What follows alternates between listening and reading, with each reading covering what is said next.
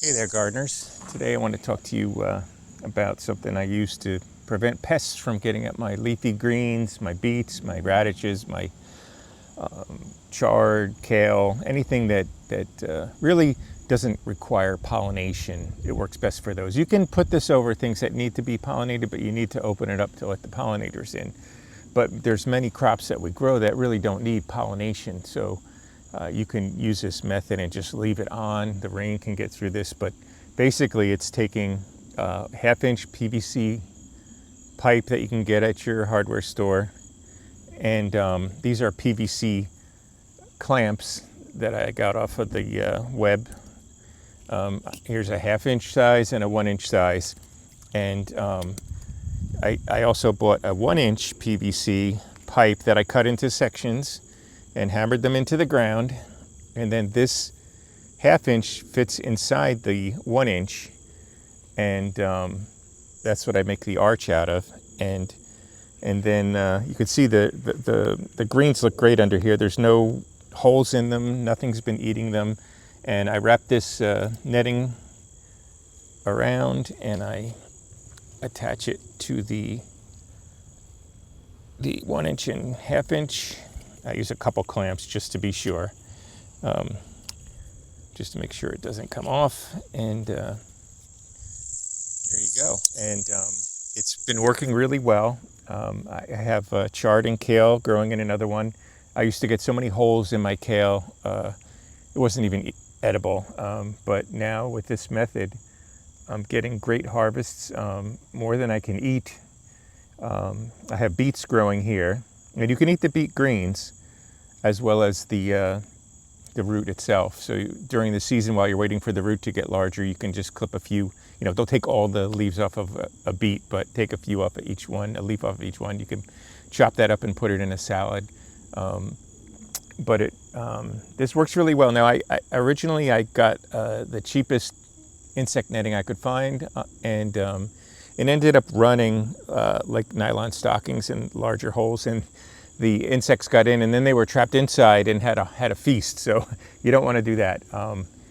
But this is a heavier duty insect netting. Works really well. I've had this on here for a while, and it has not run at all. If it doesn't rain, I have drip irrigation underneath there, and that's another video in itself. But having the drip irrigation with the mulch on top, the greens growing, and then the netting on top, I end up with getting a really good harvest. This is probably the best year I've had for all these greens that I'm growing. Again, it's just hammer the 1-inch into the ground, very easy. I've seen people make elaborate versions of these with hinges and wood frames, and you can open them and put a stick under there and hold it up. And I get that, that's nice, but I'm cheap. No, actually this was cheap and easy. I don't have a lot of time, so just hammering that in the ground and sticking the tube in there worked well. And these clamps, you can find them, search for PVC clamps online, and you'll find these on the web. So the other good thing is you can, I have plastic that I can put over this if it's going to get down below freezing, and that extends my season significantly. And I use the same clamps.